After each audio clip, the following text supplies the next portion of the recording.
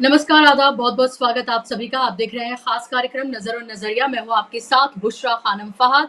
भी चुनाव हैं, बिल्कुल एकदम कह सकते हैं कि सर पर चुनाव है। 20 तारीख को महाराष्ट्र में एक ही फेज़ में तमाम 288 सीटों पर वोटिंग होनी है और 2 चरणों में झारखंड में चुनाव होने हैं, वोटिंग होनी है 13 और 20 को और 23 तारीख को ये पता चल जाएगा किसकी बनने जा रही है सरकार। लेकिन नरेंद्र मोदी और आरएसएस बहुत परेशान नज़र आ रहे हैं, खास तौर पर जब हम महाराष्ट्र की बात करते हैं। उनको समझ नहीं आ रहा है कि जनता के बीच आखिर वो नैरेटिव क्या लेकर जाएं, जिससे वो ये सुनिश्चित कर पाए कि उनकी एक बार फिर से सरकार बनने जा रही है या कम से कम इतनी सीटें आ जाएं कि वो उनकी फेस सेविंग हो जाए। क्योंकि आरएसएस ने अपनी पूरी ताकत महाराष्ट्र में झोंकी हुई है। उसका ये ख्वाब है कि 2025 में जब 100 साल पूरे हो आरएसएस के, तो महाराष्ट्र में उनकी सरकार हो और वहां पर जो चीफ मिनिस्टर की कुर्सी पे बैठा हो भारतीय जनता पार्टी का हो और वो भी ब्राह्मण चेहरा हो। और इसीलिए जो ये बताया जा रहा था, इस तरह की खबरें थी कि लोकसभा चुनाव में उखड़े उखड़े नाराज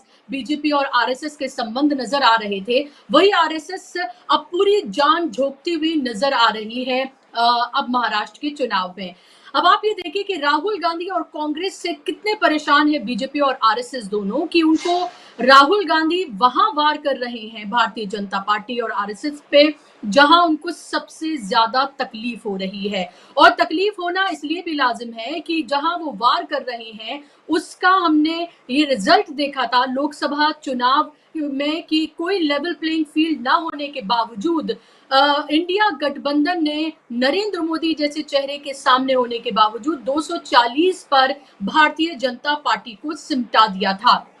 अब उन्हें यही डर सता रहा है कि जातिगत जनगणना, जातिगत बराबरी, सामाजिक न्याय, सामाजिक बराबरी की जो बात राहुल गांधी बार बार कर रहे हैं, अलग अलग मंचों से कर रहे हैं, अपनी हर रैली से कर रहे हैं, अब ये समझ नहीं आ रहा है बीजेपी और आरएसएस के कि इसकी काट वो क्या लेकर आए। तो उन्होंने ये कहना शुरू कर दिया है कि अगर आप एक रहेंगे तो सेफ रहेंगे, और अब आगे कहना शुरू कर दिया है कि एक हैं तो सुरक्षित हैं। बाकायदा तौर पर अकोला की रैली में नरेंद्र मोदी ये कहते हुए नजर आए महाराष्ट्र में कि ओबीसी, एससी और एसटी तीनों के लिए खास तौर पर उन्होंने ये कहा तीनों समाज के लोगों से कि आप एक रहेंगे तो आप सुरक्षित रहेंगे, अगर आप एक नहीं रहेंगे तो कांग्रेस आपका अधिकार आपसे छीन लेगी। अब एक और नैरेटिव गढ़ा जा रहा है। उलेमाओं का एक ग्रुप है जिन्होंने ये कहा है चिट्ठी लिखकर बाकायदा तौर पर महाविकास अघाड़ी को कि मुसलमानों को 10% का आरक्षण दिया जाए, ये उनकी मांग है।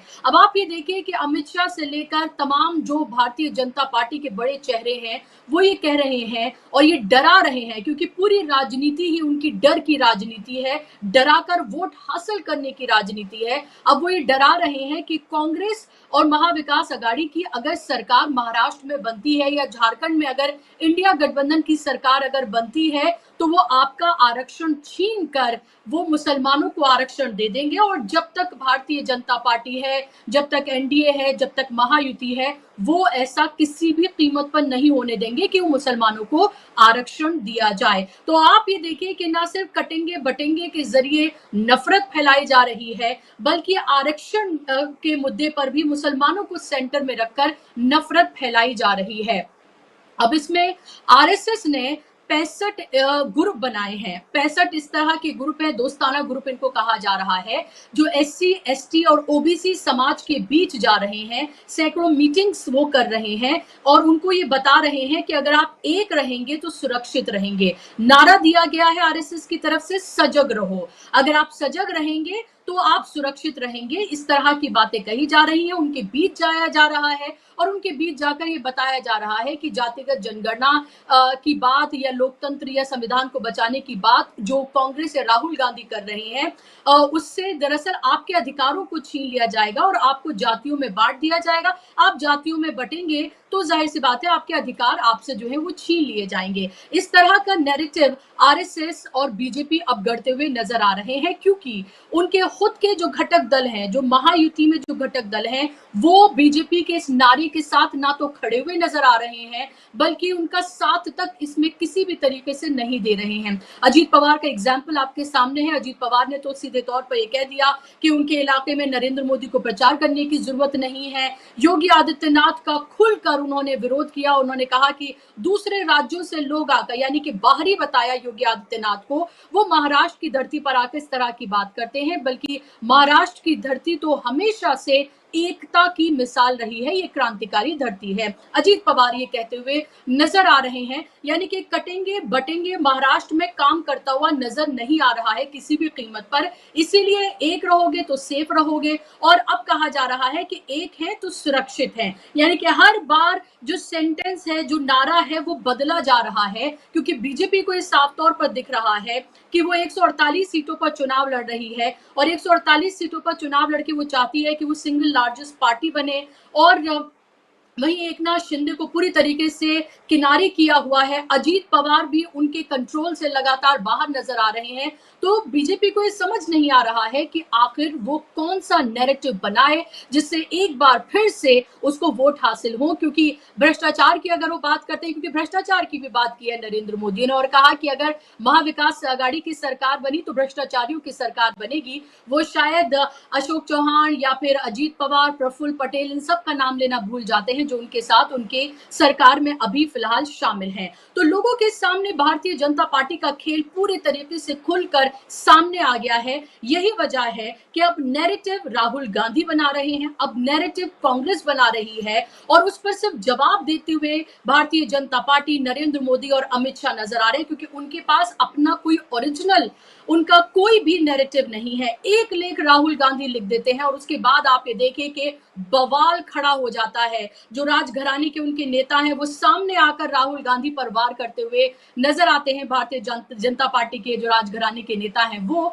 और उसके बाद आप ये देखिए कि राहुल गांधी का वो ट्वीट जहां वो ये कह रहे हैं कि उनके एक मंत्री भारतीय जनता पार्टी के फोन करके जो बिजनेस घराने हैं उनके लोगों को फोन करके कह रहे हैं कि वो लेख लिखें या ट्वीट करें, ये कहते हुए कि भारतीय जनता पार्टी यानी कि जो सरकार है उसकी नीतियों के बारे में वो लिखें, यानी कि उनकी तारीफ करें। ये राहुल गांधी ने ट्वीट किया, वो आपने देखा होगा। तो साफ तौर पर ये लग रहा है कि हार सामने देखते हुए अब ये इस तरह के हथकंडों पर बीजेपी और आरएसएस उतरते हुए नजर आ रहे हैं, और इस तरह के कदम वो उठा रहे हैं। आज इसी पर हम चर्चा करेंगे, इसी पर बात करेंगे कि आखिर ये तमाम चीजें क्या जमीन पर काम करती हुई नजर आएंगी। एक तरफ लाडली बहना की बात करते हैं, तो दूसरी तरफ आप ये देखिए इस तरह के तमाम हथकंडे बीजेपी की तरफ से और आरएसएस की तरफ से अपनाए जा रहे हैं, यानी कि लाडली बहना की स्कीम काम करती हुई नजर नहीं आ रही है जमीन पर, और इसीलिए उन्हें ये सब कुछ करना पड़ रहा है।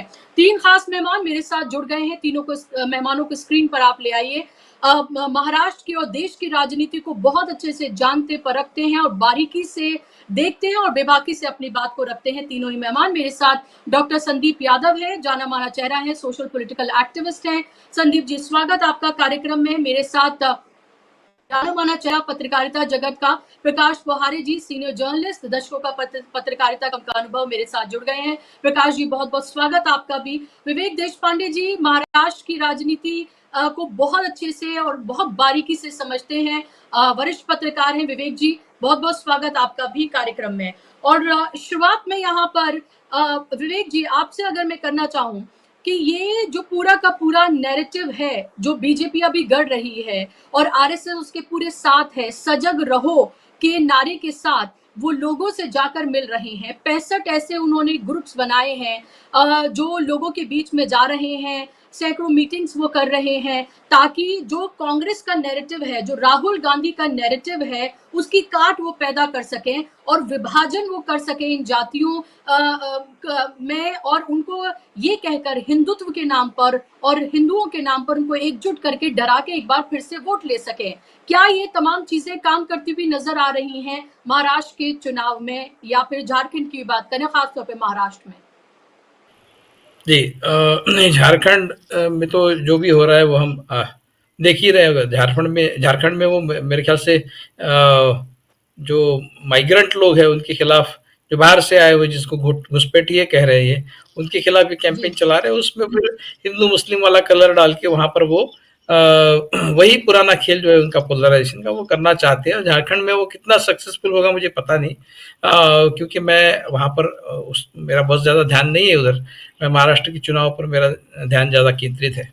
तो महाराष्ट्र में जहां तक सवाल है, ये जो अभी महाराष्ट्र की जो लड़ाई है वो आइडियोलॉजिकल लेवल पर फिर से एक बार आ गई है। जो 2014 के 2024 के लोकसभा चुनाव में जो एक आइडियोलॉजी के लेवल, संविधान के लेवल पर जब डिबेट छिड़ा था, तो उस समय उसका फायदा महाविकास आघाड़ी को हुआ और महायुति को नुकसान भुगतना पड़ा। और वो उनके दिमाग में फ्रेश है, महायुति के दिमाग में फ्रेश है कि भाई इससे हमको नुकसान हुआ था। तो वो आइडियोलॉजी के लेवल प्लेन पर ही फिर से एक बार ये लड़ाई लड़ना चाहते हैं। वो अपने काम के भरोसे पर नहीं लड़ना चाहते। जो उन्होंने काम किया है, कुछ किया ही नहीं है ये उनको पता है, दिखाने लायक कुछ है ही नहीं ये उनको पता है।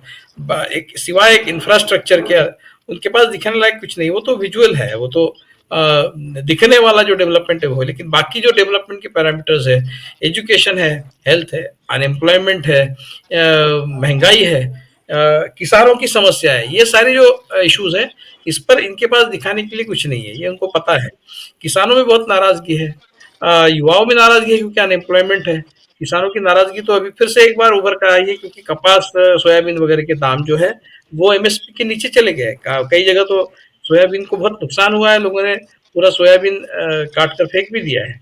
तो इस तरह की जो समस्या है, इनको लगता है कि लाडली बहना योजना से पैसे देने के बाद लोग अपनी तरफ हो जाएंगे, लेकिन ऐसा नहीं होता है। क्योंकि 4 महीने पहले जो एक आइडियोलॉजिकल डिबेट महाराष्ट्र में छिड़ा था, जिसका एक मोमेंटम बना था, मतलब लोगों के मन में बीजेपी के प्रति जो एक आशंका निर्माण हुई थी कि ये तो संविधान को बदलेंगे, संविधान को बदलने के बाद हमारे हक जो है वो हक हमसे छीने जाएंगे, इस तरह का एक डर सामान्य जनता जो OBC, SC, ST, schedule caste, schedule tribe और मुस्लिम, ये सारे जो है इनके मन में एक तरह का डर जो पैदा हुआ था कि संविधान को ये बदलेंगे या फिर संविधान ही बदल देंगे, जिसके चलते हमारे हकों पर एक तरह से ये अपना कब्जा जमा लेंगे।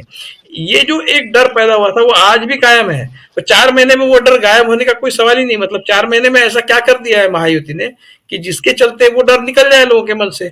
वो तो डर है अभी भी उसको, लेकिन वो थोड़ा सा उसकी पोटेंसी कम हो गई थी। राहुल गांधी नागपुर आए, राहुल गांधी ने फिर एक बार संविधान का मुद्दा उठाया और उस मुद्दे पर इन्होंने बिना कारण उनको रिएक्ट भी कर दिया। और रिएक्ट करने से ये हुआ है जो जिस तरह से देवेंद्र फडणवीस ने उसके ऊपर स्टेटमेंट दिया, उस मुद्दे को फिर एक बार हवा खुद देवेंद्र फडणवीस ने दी है, तो वो मुद्दा फिर एक बार सर्कुलेशन में आ गया है, चलन में आ गया है। तो कॉन्स्टिट्यूशन का मुद्दा और उसके साथ में राहुल गांधी ने जो कहा है 10 बनाम 90, 10% वर्सेस 90%, वो इनका जो 80% वर्सेस 20% वाला नारा है उसको काट देने के लिए राहुल गांधी ने 10% वर्सेस 90% का नारा दिया है, जो अपनी जगह सामाजिक न्याय की लड़ाई का एक क्वांटिफिकेशन है। वैसे कि भाई सारी जो ऊपरी जो सतह है, मतलब ऊपरी लेवल पर सारे जो बैठे हैं उसमें कहीं भी schedule caste, schedule tribe, media से लेके गवर्नमेंट तक सबकी बात उन्होंने की। Schedule caste, schedule tribe, Muslims, OBCs, ये सारे कहीं नहीं दिखते। ऊपरी तबकों पर जो भी लोग बैठे, अधिकारी हो चाहे कोई भी रहे, ये सारे तबकों में जो लोग बैठे उसमें ये लोग कहीं भी नहीं है।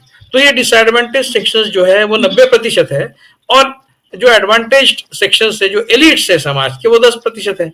वो किसी कास्ट का नाम नहीं ले रहे, वो एडवांटेज में जिनको एडवांटेज मिला है उनकी बात कर रहे हैं और जिनको एडवांटेज नहीं मिला है उनकी बात कर रहे हैं। वो 10 और 90 की बात कर रहे हैं।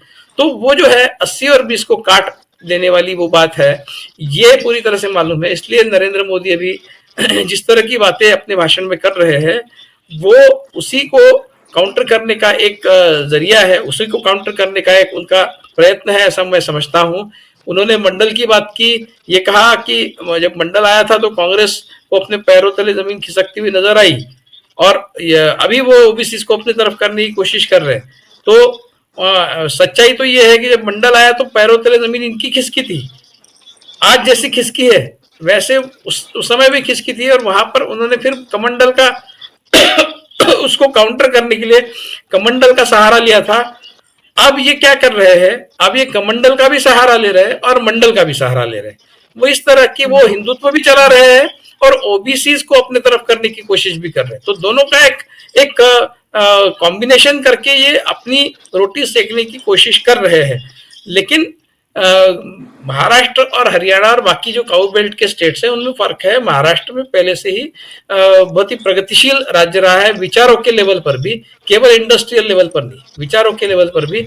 शिवाजी महाराज से लेके फुले शाहू अम्बेडकर तक सारी जो परंपरा है और संत परंपरा जो महाराष्ट्र की है, वो सारी संत परंपरा जो है, वारकरी संप्रदाय वगैरह, ये सारा एक क्या कहते हैं उसको, एक जाति विहीन समाज की और जाने की जो दिशा है, उस दिशा की ओर अग्रसर होते हुए ये सारी मूवमेंट्स रही है।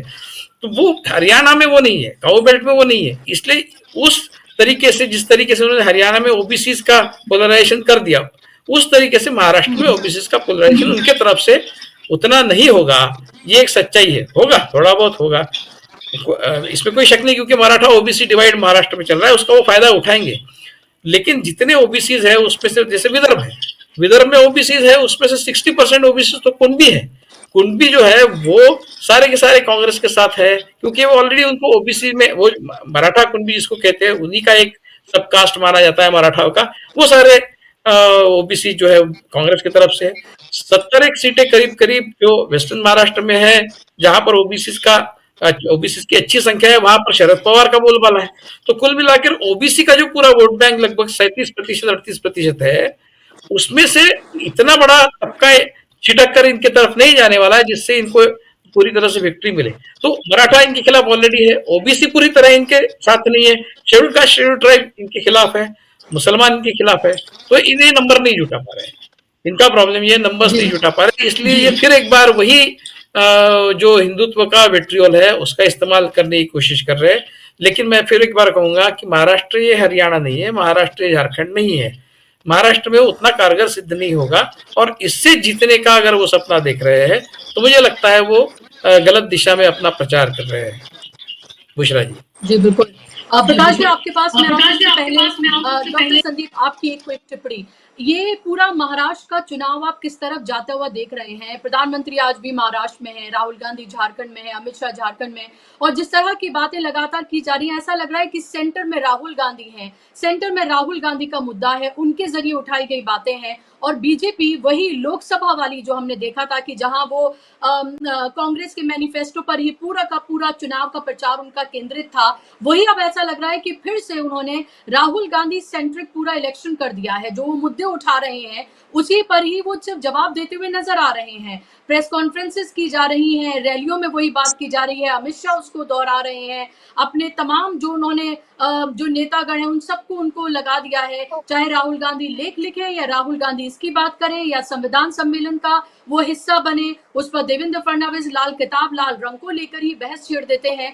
और अब आरएसएस का उठाया गया ये कदम जिसके बारे में मैंने बात की, महाराष्ट्र का चुनाव कहाँ जाता देख रहे हैं? क्या आपको लग रहा है राहुल सेंट्रिक और राहुल के उठाए हुए मुद्दों के इर्द गिर्द ही घूमता हुआ नजर आ रहा है?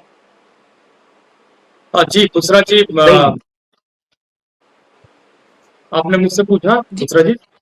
जी आपसे। जी जी मैं ये कहना चाह रहा हूँ कि कांग्रेस हमेशा शुरुआत अच्छी करती है, फिनिशिंग में गड़बड़ा जाती है। ये इधर बीच उसका जो डेवलपमेंट है इसमें दिक्कत है। अब जैसे कि आपने बात कही, देशपांडे साहब ने कही बहुत ही क्लियर ढंग से कि 38% ओबीसी है। ओबीसी ही सबसे कमजोर कड़ी है कांग्रेस वाले गठबंधन की। अगर वो उसमें जितना अपना मतलब अपनी पैठ बना पाते हैं उतने मजबूत होंगे। हालांकि जो आंकड़े कहते हैं, आंकड़े जो कहानी कहते हैं वो कांग्रेस के पक्ष में है। लेकिन मैंने शुरुआत में कहा कि जो कांग्रेस है वो शुरुआत अच्छा करती है, लेकिन फिनिशिंग मैनेजमेंट और वोटों में कन्वर्ट करना, लास्ट मोमेंट में लड़ाई लड़ना, इसमें वो कहीं ना कहीं चूक रही है। ये बहुत बड़ा चिंता का विषय है, पहली बात। दूसरी बात, 9% आदिवासी है महाराष्ट्र में, 11% दलित है, 11.5% वहां मुसलमान है, और 38% के आसपास ओबीसी है, जिसमें कुणबी मराठा कुणबी जो होते हैं वो भी। और रही बात मराठाओं की, और मराठा जो होते हैं डीएमके कहते थे, देशमुख मराठा और कुणबी, तो इसमें कुणबी मराठा ओबीसी में आते हैं, कुणबी ओबीसी में आते हैं, और बाकी जो वहां आबादी है ओपन कैटेगरी की वो है। तो कुल मिला के जो समीकरण है उसमें कांग्रेस को एज है। आप देखिए कि जो 2024 का लोकसभा का चुनाव था वहां 150 सीटों पर महाविकास आघाड़ी को विधानसभा की सीटों पर बढ़त थी, इनको 128 पे थी। अब 288 सीटें हैं वहां पे। और सबसे बड़ी बात है कि सही बात है, इस बात से मैं सहमत हूं कि एक बड़ी परंपरा रही है वहां संतों की। और जो भक्ति आंदोलन हुआ उसमें महाराष्ट्र ने एकदम सामने से लीड किया, चाहे वो संत ज्ञानेश्वर रहे हों या फिर आपके जो सबसे महत्वपूर्ण संत तुकाराम, नामदेव, और ये सब वही लोअर कास्ट लोग थे। खास करके तुकाराम तो कुणबी थे, नामदेव टेलर थे, सविता माली थे, गोरा कुम्हार थे। ये तमाम तरह के लोग थे जिनकी भक्ति काल को बहुत महत्वपूर्ण। भक्ति काल में किया क्या, जो ब्राह्मण और रूलिंग क्लास का सिम्बियोटिक रिलेशन था उसको तोड़ दिया। और उसको तोड़ने के बाद मेन स्ट्रीम में जो कॉमन मैन, ये कॉमन मैन की वॉइस थे, ये इनकी आवाजें वहां मेन स्ट्रीम में आई। उसके बाद सामाजिक परिवर्तन होने लगा और जो चेतना थी लोगों में, जो समाज के जोड़ने का क्रम शुरू हुआ, उसने बहुत परिवर्तन किया। हमेशा आंदोलन का केंद्र रहा है पश्चिम भारत, उसमें महाराष्ट्र सबसे आगे लीड लेता रहा है। भारत में जो रिप्रेजेंटेशन की शुरुआत हुई वो 1902 में साहू जी महाराज ने की, महात्मा फुले की प्रेरणा से, महात्मा फुले की प्रेरणा से। और उसके बाद आप देखिए कि वहां की उसी धरती से तमाम तरह के समाज सुधारक और बेहतरीन लोग आते हैं। बाबा साहब भीमराव अम्बेडकर भी उसी धरती से आते हैं। तो मेरा कहने का मतलब है कि लोग वहां सक्षम है, लेकिन इस अफवाहबाजी से, ये जो लॉली पॉलिटिक्स हो रही है, ये जो एक्चुअली एक तरफ महाविकास आघाड़ी पॉलिटिक्स और मानवता की पॉलिटिक्स को आगे कर रही है, लिबरल ह्यूमनिस्टिक ट्रेडिशन को आगे कर रही है, और दूसरी तरफ ट्रेडिशन है बांटने की, और वो दूसरे को सलाह दे रहे हैं कि कटो मत, और मैंने बटोगे तो कटोगे। हकीकत में काटने वाले वही हैं। लेकिन दिक्कत यही है कि हमारे जो लोग हैं वो अपने मैंने इस तरह की मशीनरी डेवलप हो चुके हैं इस देश में। जैसे हिटलर का एक सूचना मंत्री था गोएबल्स, जो तमाम तरह की अफवाहों को फैलाता था और मैनेज करता था। तो ये गोएबल्स के लोग जो है ना, हिटलर कहता था कि एक झूठ को 100 बार बोलो वो सच हो जाएगा। इसी तरह से इन लोगों ने झारखंड में कहना शुरू किया कि घुसपैठ हुई है, घुसपैठ हुई है, घुसपैठ हुई है। और हकीकत में कोई घुसपैठ नहीं है। झारखंड तो कोई इंटरनेशनल बाउंड्री शेयर भी नहीं करता है, जिसकी अफवाह उड़ा रहे हैं। और ये इनका नैरेटिव याद रखिएगा बुसरा जी, पश्चिम बंगाल के विधानसभा चुनाव में भी होगा, क्योंकि पश्चिम बंगाल जो है वो शेयर करता है। तो मेरा कहने का मतलब कि इनकी पूरी पॉलिटिक्स, अब जैसे कल की घटना ले लीजिए, जो देवेंद्र फडणवीस ने कहा कि राहुल गांधी संविधान सम्मेलन में रेड बुक जो है, उनको मालूम भी नहीं होगा कि रेड बुक का क्या महत्व है दुनिया की राजनीति में। लिटिल रेड बुक माओ जेदांग लेके चलते थे। माओ जेदांग चाइना के एक बहुत बड़े नेता थे, जो वहां के कम्युनिस्ट नेता थे, और नेशनलिस्टों और कम्युनिस्टों के संघर्ष में उनको जीत मिली, और उन्होंने वहां चीन को बदलने के लिए कल्चरल रेवोल्यूशन की शुरुआत की। और अपनी उस लिटिल रेड बुक में वो अपनी विचारधारा को लिखते थे। तो वो देवेंद्र फडणवीस जो है, उनको कोई क्लैरिटी नहीं है। जैसे भारत में संविधान महत्वपूर्ण है, वैसे ही चाइना में वो किताब महत्वपूर्ण होती थी, क्योंकि पूरी जो आइडियोलॉजी थी कम्युनिस्ट, जो फिलोसफी थी चाइना की, उसको वो उसी किताब में लिख के रखते थे। वो आइडियोलॉजी की बुक थी उनकी, लिटिल रेड बुक। तो वो उनको तो अफवाह फैलाना है ताकि लोगों में ये जाए माओ क्या कोई बुरा आदमी था। नक्सली कहते हैं लोग, नक्सलिज्म का जो अर्बन नक्सल भी कहा है उन्होंने यवतमाल में भाषण देते हुए। वहां बंजारा समुदाय की एक कुल देवी है पोहारा देवी, उनका नाम लेते हुए, उन बंजारा समुदाय की बेसिक मीटिंग थी बेसिकली वो, शायद पोहारे साहब उसको क्लियर करेंगे। मतलब वो उनका मसला ये है कि बस झूठ बोलो, सेंटिमेंट्स को जगाओ, वोट लो और बेवकूफ बनाओ। और उनका मैंने अंग्रेजों ने इनसे सीखा था बांटो और राज करो की नीति। अंग्रेजों ने यहाँ जब वो आए तो उनको लगा कि अरे यहाँ कुछ लोग हैं जो मुट्ठी भर हैं और बहुत बढ़िया से मैनेज कर रहे हैं चीजों को। तब उनको समझ में आया कि अरे ये तो इनकी पूरी जबरदस्त पॉलिसी है, और उन्होंने इनसे सीखा। ये झूठ में उनको ब्लेम करते हैं, लेकिन हकीकत ये है कि रेड बुक जो थी वो कम्युनिज्म की एक बहुत महत्वपूर्ण बुक है, जिसको देवेंद्र फडणवीस एकदम 100% मैं जानता हूं कि नहीं जानते हैं, लेकिन उसका रेफरेंस दे रहे। अर्बन नक्सलिज्म का जो आंदोलन था वो गैर बराबरी के खिलाफ था। जो जमीनों लैंड रिफॉर्म नहीं हुआ था बंगाल में, उसके खिलाफ युवाओं ने, पहले मजदूरों और वंचितों ने शुरू किया। नक्सलबाड़ी एक गांव है पश्चिम बंगाल में, और वहां से शुरू हुआ और पूरे बंगाल और भारत में इसकी चेतना फैली। बंगाल तो पूरा बदल ही गया। तो अर्बन नक्सल क्या है, कैसे है, ये दूसरी बातें हैं, लेकिन उनको क्या समझ है, कैसे पूरी की पूरी बांटने की। अब कांग्रेस को यहाँ पे अपने नैरेटिव पर स्टिक करना है। उनका जो नैरेटिव है लोगों को न्याय देने का, चाहे वो मराठा हो, चाहे वो सवर्ण हो, चाहे वो दलित हो, चाहे आदिवासी हो, चाहे वो ओबीसी हो। ओबीसी इस समय बहुत कांग्रेस के लिए बहुत ही गोल्डन चांस है महाराष्ट्र में, क्योंकि ओबीसी किसी से भयभीत हो चाहे ना हो, लेकिन बीजेपी के महायुति गठबंधन से जरूर भयभीत है। मैं मराठवाड़ा में गया, वहां कई ओबीसी संगठन है जिनके विचारक मुझसे जुड़े हुए हैं, वो साफ साफ बताते हैं कि ये लोग हैं जिन्होंने हमको दीवार में ढकेल दिया है, हमारे रिजर्वेशन को बेमानी कर दिया। किया क्या है कि 27% तो है, लेकिन वो भरा भी 22% के आसपास ही है, और केंद्र के लेवल पर हकीकत में वो मिलता नहीं, क्योंकि वहां क्रीमी लेयर का कंसेप्ट है। जो पढ़ सकता है वो क्रीमी लेयर में आता है, जो नहीं पढ़ सकता है वो ओबीसी में आता है, तो वो पूरा रिजर्वेशन भरा नहीं है। दूसरी बात, महाराष्ट्र में जो डोमिनेंस है ना सोशल, वो मराठाओं का है। देखिए, उनमें अच्छे और बुरे लोग हर जगह होते हैं, लेकिन उसमें ओबीसी पेनिट्रेट नहीं कर पा रहा है, और उसकी जो वो एक दब्बू समाज के रूप में, मतलब अगर उसका रिप्रेजेंटेशन नहीं होगा तो उसकी एक क्राइसिस है, और बीजेपी ने उसको कहीं ना कहीं उस क्राइसिस में डाला है। वो इसको समझ रहा है, अगर कांग्रेस उनके साथ मिलके उनको थोड़ा सा सिंपेथाइज करे, कंसोल करे, अपने साथ ले और न्याय का भरोसा दे, तो मुझे लगता है कि चुनाव और मजबूती से पलट जाएगा। जी, बिल्कुल। तो यानी कि ओबीसीज़ जो हैं उनको अपनी तरफ करने के लिए कांग्रेस को अभी और ज़्यादा बड़े कदम जो है वो उठाने पड़ेंगे। प्रकाश बहारे जी, आपका क्या मत है इस पर? क्योंकि हम ये देख रहे हैं कि फिर से वही तमाम मुद्दे जो हमने लोकसभा में देखे थे, वही अब सामने आ गए हैं। अब अगर हम बीजेपी की बात करते हैं तो वही बटेंगे-कटेंगे से थोड़ा-सा किनारा करते हुए, क्योंकि जो उनके घटक दल हैं वो भी उनके साथ कंफर्टेबल नहीं है, और महाराष्ट्र में शायद ये काम भी नहीं कर रहा है, तो वो एक रहेंगे तो सेफ रहेंगे, या फिर इसके अलावा अब एक रहेंगे तो सुरक्षित रहेंगे, इस तरह की अब नारे देते हुए वो नजर आ रहे हैं। और आरएसएस इसमें पूरी तरीके से जिस तरह से उनके साथ बिल्कुल कंधे से कंधा मिलाकर खड़ा है, जिस तरह के ग्रुप्स बनाए जा रहे हैं, क्या आपको लग रहा है ये सारा काम अभी फिलहाल ओबीसीज को किस तरीके से अपनी तरफ लाया जाए, इस पर कंसंट्रेट करती हुई बीजेपी नजर आ रही है? और दूसरी तरफ राहुल गांधी जो कह रहे हैं, उसका असर जमीन पर कितना हो रहा है? क्योंकि हो रहा है, इसीलिए तो बीजेपी रिएक्ट कर रही है, और वो भी इस तरह से बड़े पैमाने पर दिल्ली से लेकर महाराष्ट्र तक राहुल को सेंटर में रखकर ही सारे रिएक्शंस हो रहे हैं।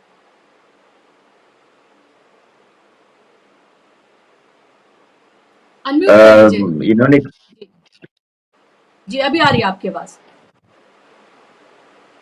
आवाज तो है, अनम्यूट है। जी जी जी जी जी।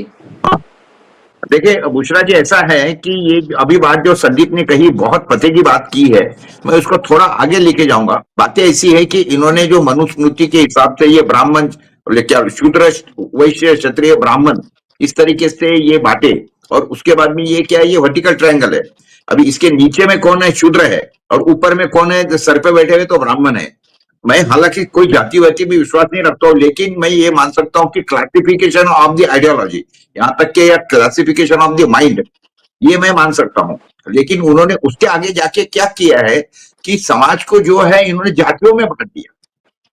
मैं एक बार स्त्री और पुरुष ये एक समझ सकता हूं, गरीब और रईस अमीर ये समझ सकता हूं, काला गोरा ये भी मैं एक बार समझ सकता हूं, लेकिन इन्होंने जिस तरीके से समाज को पूरे जातियों में बांट दिया, ये एकदम भयंकर है। मैं आपको एक बात बताऊंगा कि देखिए वही देश ने प्रगति की है, यहाँ पे देखिए मैं आपको दो क्लासिफिकेशन देता हूं। हमारे भारत के अंदर क्या है कि जब शादियां करते हैं तो उसके बाद में देखते हैं कि ये मेरे जाति का है कि नहीं है, या इसका गोत्र क्या है, और उसके बाद में उसका वो क्या बोलते हैं ये क्या है, ये सारी बातें देखते फजूल की, जो विदेश में बिल्कुल देखते नहीं है। वहां पे तो सिर्फ ये देखते हैं कि भाई इसकी इंटेलेक्चुअल लेवल क्या है, या उनके दोनों का कितना तालमेल है, इतना देखेंगे तो। और लेकिन विदेश में एक बात जरूर देखते हैं कि देखिए आपको अगर कुत्ता खरीदना है तो आप विदेशी नस्ल का ही कुत्ता क्यों खरीदते हो? उसका कारण ये है कि वो नस्ल को पालते हैं उसके अंदर। आपको उसके अंदर कुत्तों में कभी ये मिक्सिंग नहीं दिखेगा, लेकिन भारत के अंदर कुत्ते की कोई नस्ल नहीं है। हमारे यहाँ पे कुत्तों को बोलते गावरान है, वहां पे कोई नहीं है। और देखिए कितना फर्क है, जिन देशों के अंदर आदमी और औरत में कोई फर्क नहीं करते हैं, कि ये यानी सिर्फ उसमें क्या है कि जेंडर है, उतना ही देखेंगे। लेकिन हमारे यहाँ पे तो उसके आगे चले गए, लोगों को जातियों में बांट दिया। हालांकि मूल रूप से जाति क्या है बुचड़ा, ये जो जातियां है ये कुछ नहीं है, ये वर्किंग क्लासिफिकेशन है, वो जो काम करते हैं है ना, उसका क्लासिफिकेशन है। यानी भाई तुम कौन हो तो मैं तेली हूं, तुम कौन हो तो मैं रंगारी हूं, यानी रंग मारता है तो रंगारी, तुम कौन हो तो मैं चमार हूं, यानी चमारी का काम करता है तो चमार है, तुम कौन हो तो सुतार है, यानी कारपेंटर है। ये एक्चुअली वर्किंग क्लासिफिकेशन है, वर्किंग क्लासिफिकेशन। लेकिन ये लोगों ने समझना चाहिए कि ये अगर तुमको क्लासिफिकेशन करना ही है और इसी में अगर, क्योंकि ये बीजेपी चाहती है कि लोग इसी में फंसे रहे, इसी में बात करते रहे। देखो क्लासिफिकेशन बढ़ाना है ना, तो मैं तो वो लोगों को ये बोलता हूं कि तुम ये बढ़ाइए ना, और उस समय पे जो वर्क था उसके ऊपर क्लासिफिकेशन हुआ, लेकिन आज तो वर्क और बढ़ गए, नए नए वर्क आ गए। तो जैसे फिर आप एक ड्राइवर यानी चालक जात बना दीजिए, ड्राइवर बहुत हो गए अभी, और ड्राइवरों के अंदर भी क्लासिफिकेशन करवा दीजिए कि कार चालक, ट्रक चालक, ये वो भी जातों में डिवाइडेशन कर दिए। क्योंकि हमारे यहाँ पे तो उस तरीके से हर जात में भी क्लासिफिकेशन है। जैसे हमारे कुर्मी जो है वो 42 प्रकार के कुर्मी है, जिसकी कोई मतलब नहीं है। तेली जो है, तेलियों में भी 4-5 प्रकार के, यानी एक बैले तेली, दो बैले तेली, घासिया मालियों में भी उसी तरीके से कांद्या माली, घासिया माली और फूल माली। ये एक्चुअली नंबर एक बेवकूफी हमारे देश के अंदर चलती है। ये बेवकूफी अगर कंटिन्यू करनी, एक तरफ हम चांद पर जा रहे हैं, पढ़े लिखे हैं, और उसके बाद में आज की परिस्थिति ऐसी है कि वो बातें को दिमाग में न रखते हुए नई बातें और जाति करने की अगर कोशिश हो रही है, तो मैंने जैसा बताया कि ड्राइवर की जात बना दीजिए, यानी चालक की जात बना दीजिए। फिर उसके बाद में ये कंप्यूटर बहुत आ गए, तो कंप्यूटर की एक जात बना दीजिए, कंप्यूटर है बोलिए उसके भी क्लासिफिकेशन कर दीजिए। जो डीटीपी करता है, कैमरामैन की जात करवा दीजिए, इसका इसकी। तो ये इसमें कई, इसमें इतना हो सकता है, लेकिन ये बेवकूफों में से जिस दिन हम भारत वाले बाहर आ जाएंगे, उस दिन से हम सही तरीके से सोचना चालू करेंगे। अभी क्या है कि इसके अंदर जिस तरीके से बीजेपी ये लोगों को उलझा के रखती है कि जातियों में हिंदू मुसलमान, इनके बाद में दूसरी कोई बात नहीं है ना करने के लिए, इसीलिए वो आपको मुझे इसी में चिढ़ाते हैं। लेकिन जो पढ़े लिखे लोग हैं आपके मेरे जैसे, हम ये इसमें फंसते नहीं है। लेकिन चूंकि इनके पास में कोई दूसरा एजेंडा नहीं है और यही मुद्दे के ऊपर लोगों को बहलाना फुसलाना है करके वो ये सारी बातें ये करते हैं। अभी देखिए, ये जो मोदी जी जिस तरीके से बात करते हैं, मुझे वाकई में शर्म आती है कि हमारे देश का प्रधानमंत्री इस तरीके से है। और मुझे कभी कभी ये आश्चर्य होता है कि देश का प्रधानमंत्री है या बीजेपी या आरएसएस का वर्कर है। प्रधानमंत्री इस तरीके से कैसे बातें कर सकते हैं? देश में डिवाइड करने की, लोगों को डिवाइड करने की बात कैसे कर सकते हैं? इन्होंने कसम खाई है। लेकिन वो उसके बावजूद भी जिस तरीके से ये काम करते हैं, ये देश के लिए कोई ये नहीं, विकास की कोई बात नहीं करते हैं, सिर्फ फ्री बीज बांट। अच्छा, लोग फ्री बीज बांटेंगे उसको बोलेंगे रेवड़िया बट रही है। खुद भी ये वही करते हैं, खुद भी वही करते हैं। मुझे दुख और इस बात का भी है कि कांग्रेस भी इनके जाल में फंस रही है। महाविकास आघाड़ी भी क्या कर रही है? महाविकास आघाड़ी ने बोला कि हम सत्ता में आएंगे तो वो 15 से दे रहे, हम आपको 3000 दे देंगे। उसके बाद में क्या करेंगे, तो हम वो महिलाओं को क्या बोले, युवाओं को 4000 रुपए दे देंगे, 25 लाख का हेल्थ इंश्योरेंस दे देंगे। नहीं, हेल्थ इंश्योरेंस अगर मैं एक बार समझ सकता हूँ, लेकिन मूल रूप से उन्होंने ये बात करनी चाहिए। अच्छा, ये भी बोल रहे कि हम आरक्षण हटा के, उसकी मर्यादा हटा के 50% के ऊपर आरक्षण कर देंगे। अरे आरक्षण चाहिए क्यों भाई तुमको? सरकारी नौकरी के लिए चाहिए, और सरकारी नौकरियां तो खत्म हो गई है। तुमको झगड़ा तो इस बात के ऊपर करना है कि जो इन्होंने पूरी सरकारी जितने उपक्रम थे जो सारे बेच दिए हैं, उसके ऊपर बात करो ना भाई। उसके ऊपर कोई बात नहीं करेंगे। आज सरकारी की नौकरी जब खत्म हो गई है तो आरक्षण को लेके क्या करेंगे? हमारे मनोज जरांगे उसी तरीके से मराठा कर, मराठा नाम की कोई जाति नहीं है, ये वर्गीकरण है। देखिए, मराठा नहीं है, ये मरहट्टा है। शिवाजी महाराज ने लोगों को उस जमाने में कसम दिलाई थी कि मैं ये मुगलों के खिलाफ में मरूंगा, लेकिन हटूंगा नहीं जब तक कि मैं जीतता नहीं हूं। उसके लिए उसको कसम दिलाई थी कि भाई तू मरहट्टा है। तो मरहट्टा का अपभ्रंश होके मराठा हो गया। लेकिन क्या हो गया है कि अब ये लोगों के दिमाग में इतने भूसे भरे हुए हैं कि ये भूसे ये मैं सोचता था कि ये कम हो जाएंगे, लेकिन ये भूसे कम ना होते, ज्यादा कचरा और भर रहा है दिमाग के अंदर। तो ये इसके अंदर से अभी ये इलेक्शन हो रहे हैं, हमको इसको साथ देना है। अभी 8-10 दिन बचे हैं। कांग्रेस ने इसके लिए अच्छी तरह से तैयारी होना चाहिए, लेकिन वो हुई नहीं। सीट बंटवारों में उन्होंने सब गड़बड़ी कर दी। हमारे विदर्भ में बताता हूं आपको, विदर्भ के अंदर 62 सीट्स है। अब ये 62 सीट में से आप देखिए सेना को सिर्फ 8 सीट मिली है, कांग्रेस वालों को तो सबसे ज्यादा सीट मिली है। उधर क्या कर दिया इन्होंने, राष्ट्रवादी कांग्रेस वाले ने, शरद पवार ने उधर पश्चिम महाराष्ट्र में सबसे ज्यादा सीट ले लिया और सेना ने मुंबई में सबसे ज्यादा सीट ले लिया। ये तो खुद ही बट रहे। तो ये सारी बातें न करते हुए जब महाविकास आघाड़ी आपने फॉर्म की है, तो अभी देखिए मेरे पास में सेना के कुछ लोग आके गए, बोले हम विदर्भ में क्यों काम करेंगे, पूर्व विदर्भ यानी जिसके अंदर ये 6 जिले आते हैं, 6 जिलों में सिर्फ 1 सीट बची है, 1 सीट आई है सेना के ताबे में, सिर्फ 1 सीट सेना में। अब सोचिए क्या करेंगे पूरे के पूरे उन्होंने ये बनाया। और हमारा विदर्भ जो है वो दूसरा 5 जिलों में सिर्फ 7 सीट मिली है। जब 62 सीट के अंदर विदर्भ यानी सेना को अगर 8 सीट मिलती है, क्या है कि पार्टियों के अंदर जो तालमेल नहीं है ना, कांग्रेस में और इनमें भी, तो ये इसका जो गैर फायदा है ये सिर्फ बीजेपी को ही मिलने वाला है। परिस्थिति अभी भी अच्छी है, अभी भी मैं आपको बताता हूं कि जो ज्यादातर मेजोरिटी आएंगी वो इनकी आने वाली है, आघाड़ी की आने वाली है, लेकिन कांटे की टक्कर रहेंगी। और उसका गैर फायदा ये ले सकते हैं कि अगर सीटें कम आई तो और राष्ट्रपति राजवट लागू हो जाएंगी 26 तारीख को। एक लक्ष्य ध्यान में रखिए, अगर सीटें कम मिलती है, कांटे की टक्कर होती है और पूरा नहीं होता तो राष्ट्रपति राजवट महाराष्ट्र के अंदर लागू हो जाएंगी और उसके बाद में बीजेपी को समय मिल जाएगा ये घोड़ा क्या बोलते घोड़ी खरीदने का। जिस तरीके से इन्होंने 50-50 करोड़ रुपए दे के लोगों को खरीदा, ये 100-100 करोड़ दे के 5-10 अगर एमएलए कम पड़ते हैं तो किससे भी खरीद लेंगे 5-10 एमएलए। ये बात ध्यान, ये धोखा है। जी, बिल्कुल। तो ये ज़ाहिर-सी बातें महत्वपूर्ण बातें हैं, लेकिन फिलहाल अगर हम युति को भी देखें तो महायुति में तो इतना ज़्यादा आपस में टकरार नज़र आ रही है, इस तरह से बटी हुई महायुति खुद नज़र आ रही है कि मुद्दों में ही कोई सहमति नहीं है, आपस में ग्रुप जो है पूरी तरीके से बटे हुए हैं। आप डॉक्टर संदीप, आप कुछ ऐड करना चाह रहे थे इसमें?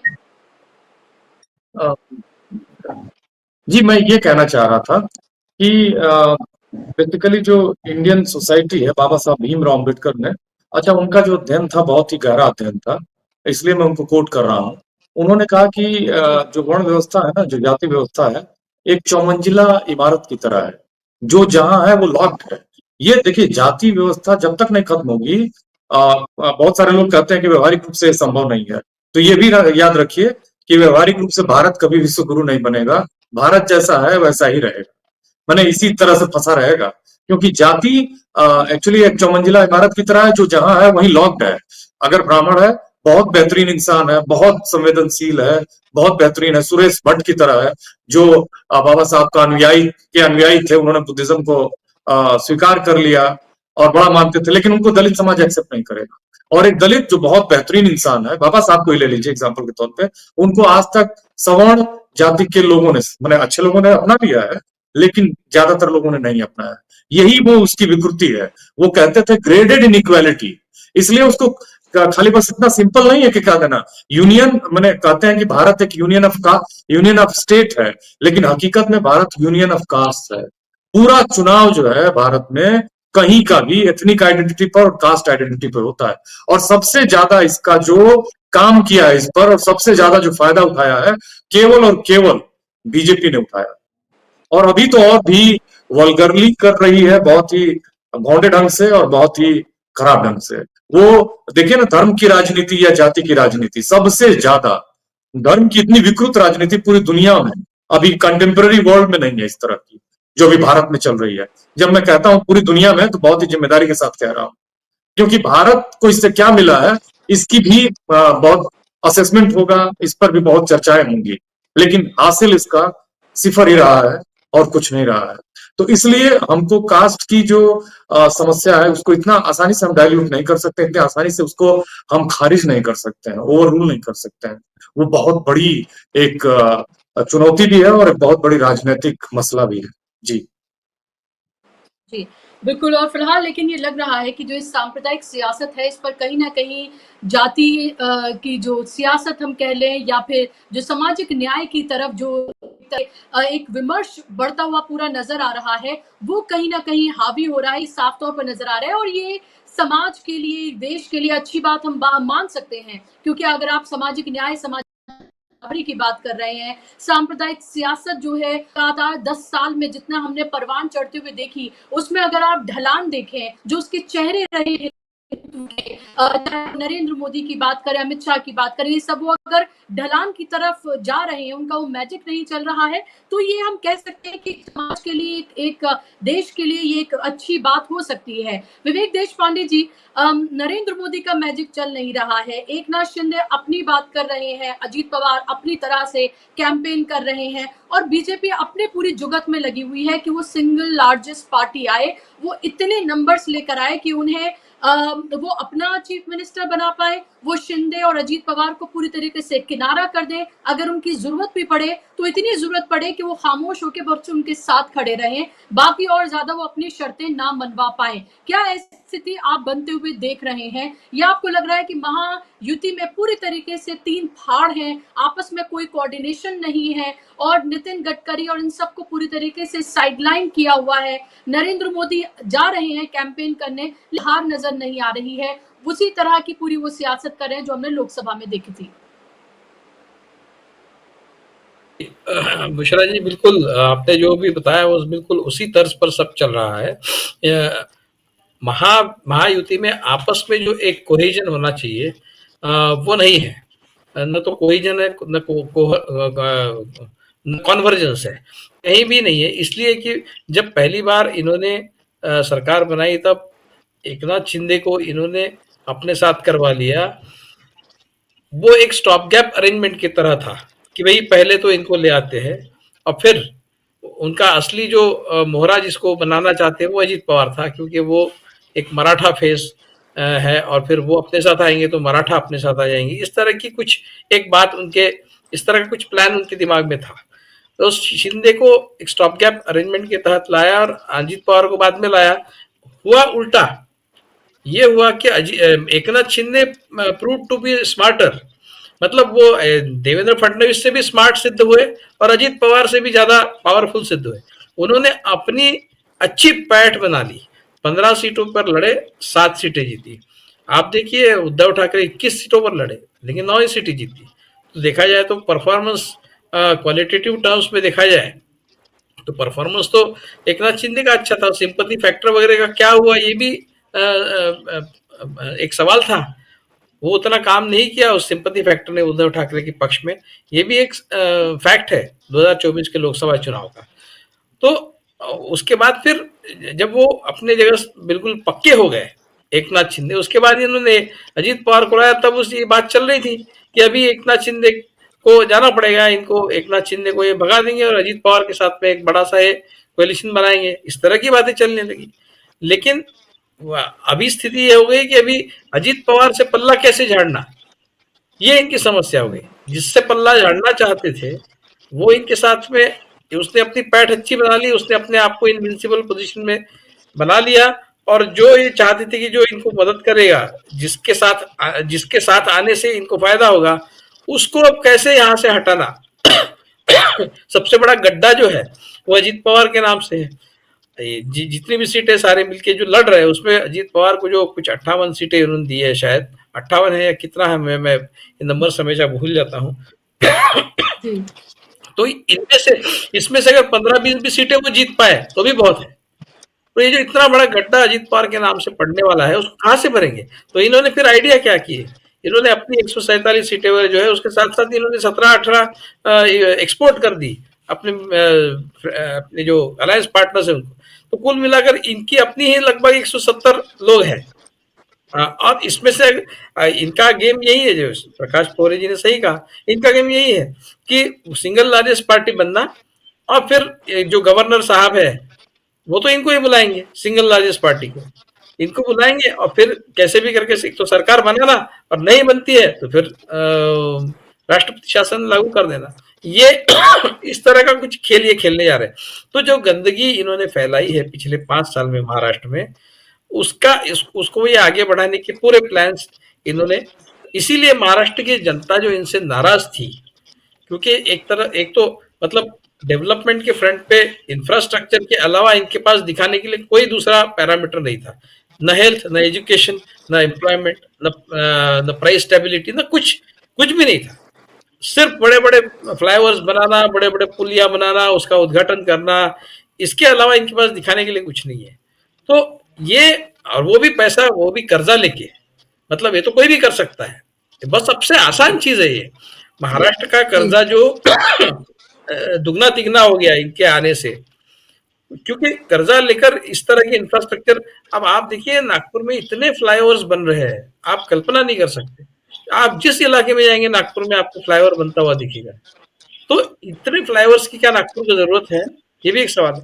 तो ये इतना पैसा आता कहाँ से? तो ये कर्जा लिया है, भारत सरकार पर भी कर्जा दुगना तिगना इन्होंने कर दिया है, महाराष्ट्र सरकार पर भी कर दिया है।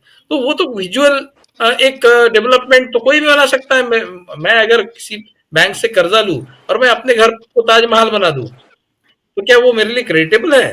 तो ये जो एक दिखने वाला जो इंफ्रास्ट्रक्चर है, दिखने वाली जो डेवलपमेंट जो है, वो फ्रंट पे इनके पास दिखाने के लिए बहुत है।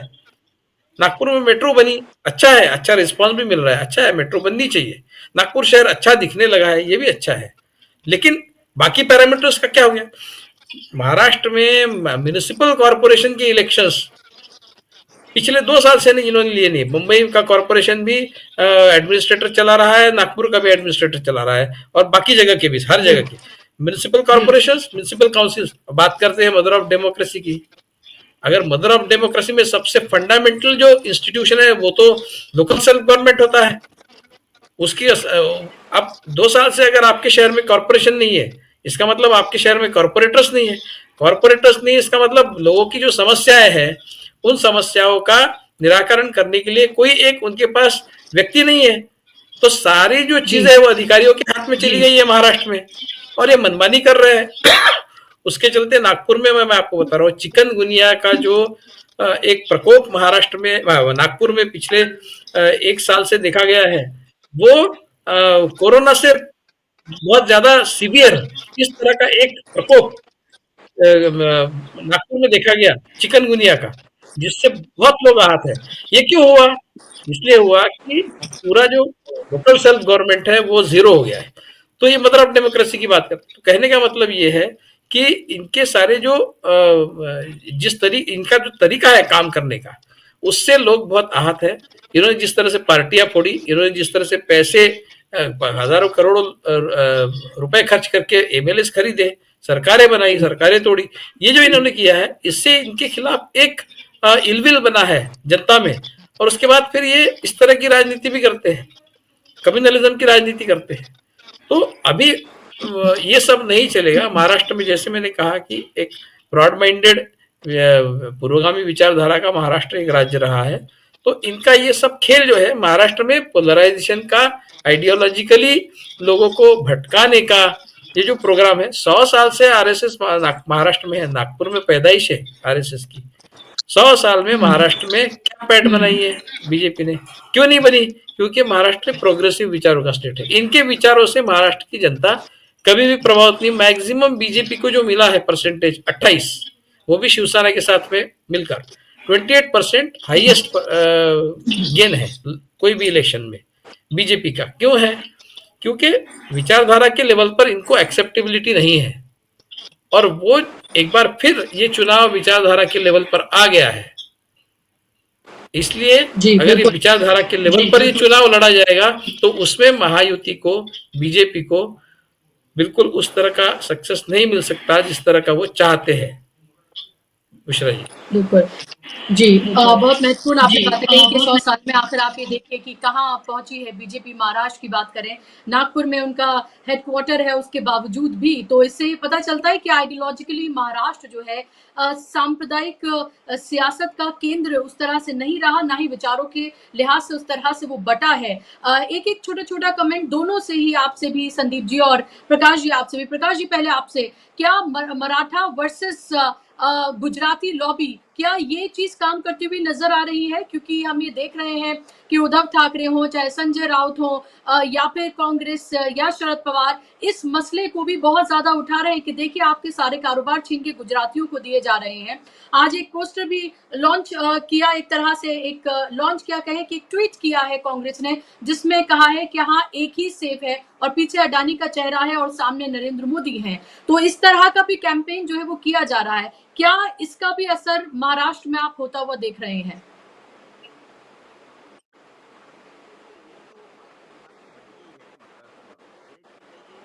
जी हाँ, बलि देकर, महाराष्ट्र का बलि देकर गुजरात का विकास किया जा रहा है और महाराष्ट्र को पूरी तरीके से बेचकर अडानी को दहेज में दे रहे। बेचे तो ठीक है, मैं समझ सकता हूं कि कम से कम पैसा मिलेगा, बेच नहीं रहे हैं, उसको दहेज में दे रहे हैं। और जिस जो बातें विवेक ने बोली बहुत महत्वपूर्ण है, मैं विवेक का अभिनंदन करूंगा इस बात के ऊपर। दूसरा ये भी मैं बात बताऊंगा कि विदर्भ के लोगों के अंदर ध्यान में आ गया है कि वो बेवकूफ बना रहे। अभी योगी आदित्यनाथ की सभा हुई वाशिम में, तो खुर्चियां खाली थी, कोई सुनने को नहीं आया। उनके ध्यान में आ गया कि इसका कोई ताल्लुक नहीं है, किस तरीके से ये सिर्फ भोंडी बातें करता है और जाचाने की काम कोशिश और ये करता है। दूसरी बात जो विवेक ने बोली है कि कर्जा वगैरह, देखिए कर्जा लेकर भी ये काम कर रहे हैं, क्यों कर रहे हैं ये पहले समझना चाहिए। देखिए अगर आपको भ्रष्टाचार करना है, पैसा खाना है, तो सरकार की तिजोरी में हाथ डाल के तो पैसा नहीं निकल सकता ना। पैसा तो आखिरी किसके थ्रू खाना है? कॉन्ट्रैक्टर के थ्रू खाना है। तो इसीलिए बड़े बड़े काम करो जो हमारे कोई जरूरत नहीं थी समृद्ध महामारी की। 75,000 करोड़ रुपए का एक समृद्धि महामार्ग बना दिया है, जबकि नागपुर से मुंबई और हमारे पास में तीसरा मार्ग बना दिया 75,000 करोड़ रुपीज का। लेकिन उसमें 20% पैसे खा गए तो 15,000 करोड़ खाने को मिल गया ना उसके अंदर। तो ये सारा जो चक्कर चल रहा है ना, ये सिर्फ पैसे खाने के लिए चल रहा है। जी, आपकी आवाज ब्रेक हो रही है। आपके पास प्रकाश जी, मैं लौट रही हूँ।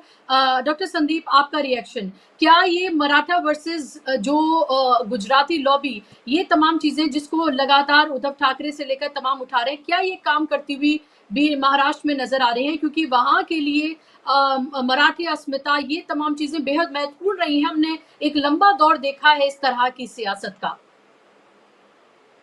बिल्कुल ये काम कर रहा है और ये एमवीए के लिए बहुत जबरदस्त काम कर रहा है।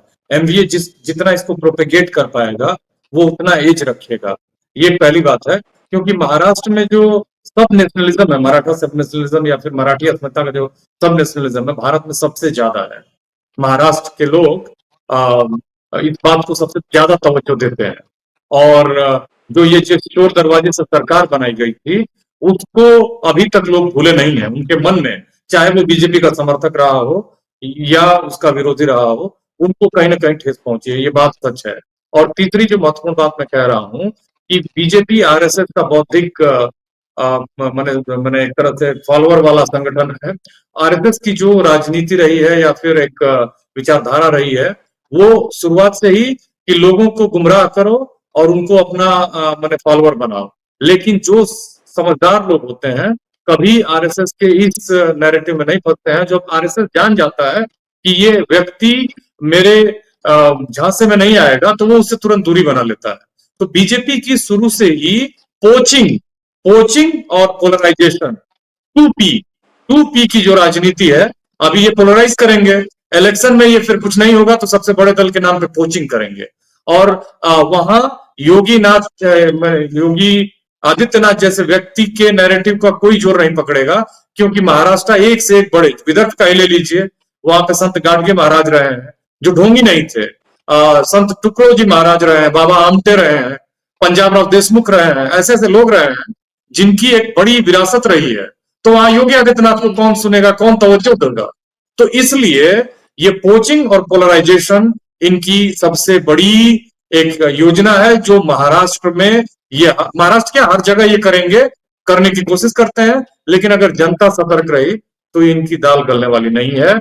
महाराष्ट्र में इनको जोरदार चुनौती मिल रही है। तमाम संसाधनों के बावजूद भी, तमाम मैनेजमेंट के बावजूद भी ये कहीं ना कहीं चुनाव एमवीए की तरफ झुकता हुआ दिख रहा है। और अगर कांग्रेस, बार बार मैं ये कह रहा हूं और उसका गठबंधन महाविकास आघाड़ी इनके नैरेटिव के चक्कर में न पड़े, अपने काम को फैलाए, अपने काम अपने नैरेटिव की बात करे, वो क्लिक करेगा, वो काम करेगा और उससे उनको सफलता मिल सकती है। जी, बिल्कुल।